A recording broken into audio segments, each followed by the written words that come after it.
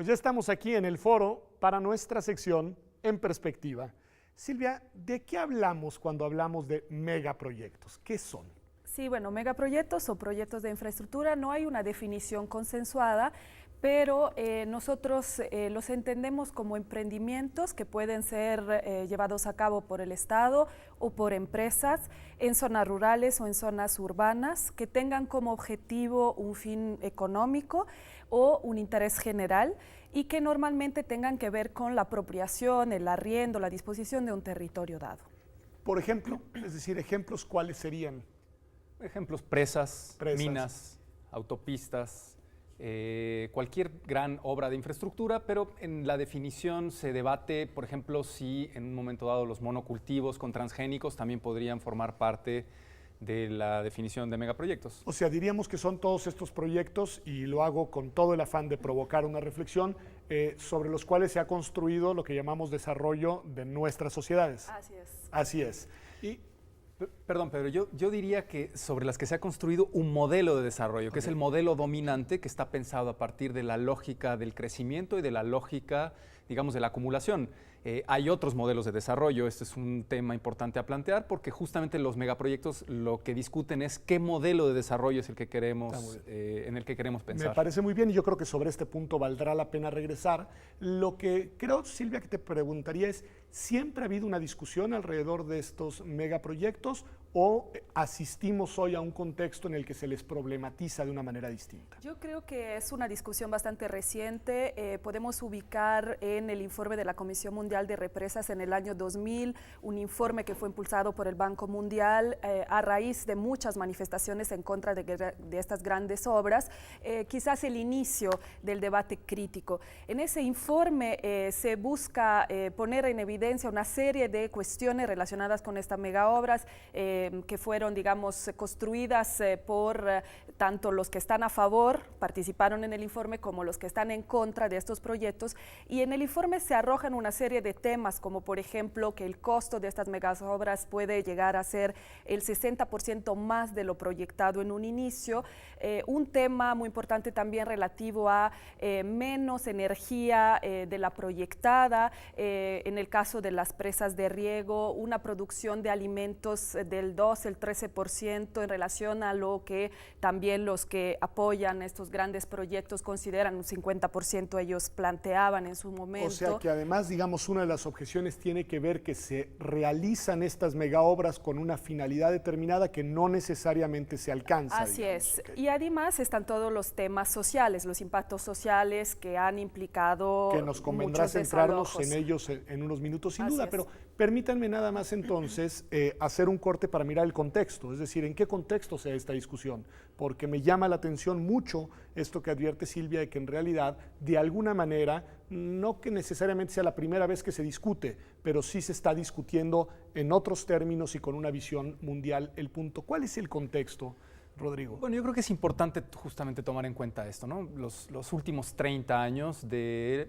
digamos, el empoderamiento de un modelo de desarrollo a nivel planetario, cuya lógica es la de la apertura de los mercados y la lógica de digamos, una lógica de acumulación y empoderamiento de grandes multinacionales, de grandes empresas multinacionales a escala global que están interesadas en ir abriendo nuevos nichos de mercado, ¿no? Nichos de mercado en el agua, nichos de mercado en las semillas, nichos de mercado en la farmacéutica, pero de una manera muy intensa y sobre todo en el sur global, nichos de mercado sobre recursos naturales.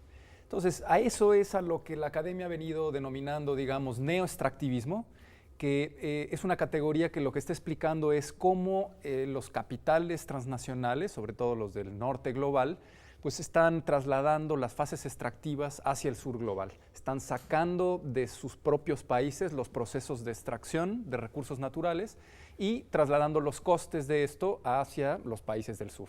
Entonces, hoy con una muy feroz intensidad, tenemos grandes multinacionales de las presas, del agua, de la minería, del petróleo, de todos esos, digamos, poderes mundiales, hoy denominados por Ferrajoli poderes salvajes, en tanto que no tienen control estatal, apropiándose de recursos naturales de una forma muy, muy intensiva, muy agresiva. Tengo que hacer la pregunta necesariamente, Silvia, no que esté de acuerdo con la objeción, pero durante mucho tiempo lo que se alegaba era que nuestros países eran subdesarrollados, es decir, que el desarrollo no había llegado a ellos a plenitud, y por lo que dice Rodrigo, no de la mejor manera, pero pareciera que estos proyectos lo que prometen es eso, es un desarrollo en donde no lo había, un desarrollo que se traduce en infraestructura, en inversiones, en cuestiones incluso físicas, y que pues durante mucho tiempo parecía que era lo que deseábamos.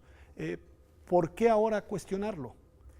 Bueno, digamos que por los impactos sociales que se han vivido y por los números, efectivamente, o sea, por un crecimiento que efectivamente se está poniendo también en discusión, como decíamos. Hoy lo que se está viendo es un despojo de bienes primarios que se van del sur hacia el norte y líneas de infraestructura, de transporte que sirven como vías del saqueo, como se dice, digamos, la doctora Cedeña ha utilizado este concepto. Entonces, digamos, un desarrollo que sí se está poniendo en discusión, pero frente al cual efectivamente no hay alternativas claras. Es cierto que los pueblos posicionan otras visiones de desarrollo, pero también somos conscientes del hecho que ni los países progresistas, por así llamarlos, ni los conservadores son muy diferentes, digamos, entre ellos. Entonces, incluso los progresistas lo que tienen es muchas veces una nacionalización de una serie de emprendimientos, pero no a fuerzas un cambio, una ruptura con el modelo de desarrollo. Entonces, es una promesa, sigue siendo una promesa este modelo de desarrollo que creemos que en el terreno no se ve realizada. Voy a hacer un salto en el tiempo porque me quedé pensando en esta lógica de la extracción, de la vía del saqueo, como la menciona Silvia. Esto tiene que ver, digamos, con las lógicas, si lo ubicamos en otro contexto histórico, coloniales del siglo XIX. Para mí, y previos, digo. Para mí sí, de una forma bastante clara se puede construir un puente de esos procesos, digamos, actuales de extracción con los procesos coloniales de uso también de la naturaleza, sobre todo en América Latina. Yo diría, arriesgando un poco la categoría, que estamos viviendo un proceso neocolonial de uso de la naturaleza de América Latina para la producción de mercancías que luego circulan a escala global. Los teóricos hoy están hablando, digamos, de la transición del consenso de Washington al consenso de los commodities, que lo que significa es esto, es poner a circular a escala global la naturaleza y las materias primas de nuestro continente para la producción de bienes de consumo. Silvia, diríamos que básicamente se trata de una racionalidad que responde a una lógica económica, es decir, sí. ¿Es eso?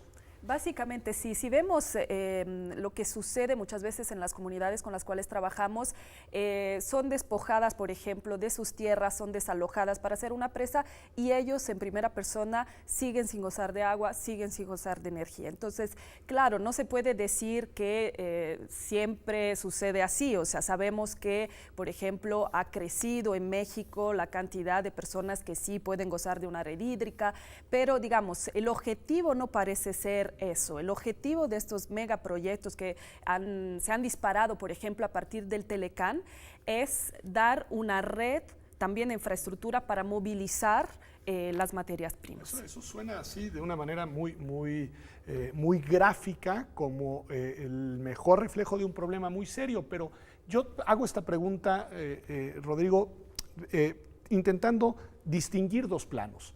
Me parece que por un lado están aquellas obras que prometen efectos de beneficio colaterales, por ejemplo, en el mismo estado. Pienso en una presa que supuestamente lo que va a hacer es abastecer agua a una región en la que no existe, y otros que responden a la lógica que ustedes advierten, que es más bien de extracción de recursos desde el exterior. ¿Cabría hacer esta diferencia o hay que verlos con la misma lupa? Yo casi te diría que prácticamente todos estos megaemprendimientos hay que verlos con la misma lupa, por una razón. Cualquier megaemprendimiento, incluso aquel que tenga como objetivo, en teoría, hacer una distribución equitativa de recursos, como puede ser el agua, son vías óptimas para la descentralización del capital. Hay que pensar lo que cuesta una megapresa, hay que pensar y quién la hace, y hay que pensar lo que cuesta una megaautopista o lo que cuesta un segundo piso en el periférico y quién los hace. Todas esas megaobras son obras en las cuales intervienen grandes multinacionales de la construcción, OHL, por ejemplo. Y por lo tanto, la propia obra en sí misma es el negocio. No es solo que a través de la presa yo privatizo el agua, porque eso también ocurre. A las empresas constructoras se les otorga una concesión sobre el agua de ese río, que probablemente alimentaba a una comunidad o a varias comunidades, para que luego hagan durante 40 o 50 años el uso sobre esa agua. Pero el negocio también va en la obra. Y son, como lo digo, expresiones óptimas de descentralización del capital en un contexto de crisis después del 2008. Hay dos temas que me parecen importantísimos y que los quiero dejar para el bloque posterior a este, que es el que tiene que ver con las lógicas distintas de desarrollo, que advertían ustedes, y los efectos sociales concretos en materia de derechos que pueden tener estos proyectos. Pero hay una beta, Silvia, que quiero problematizar.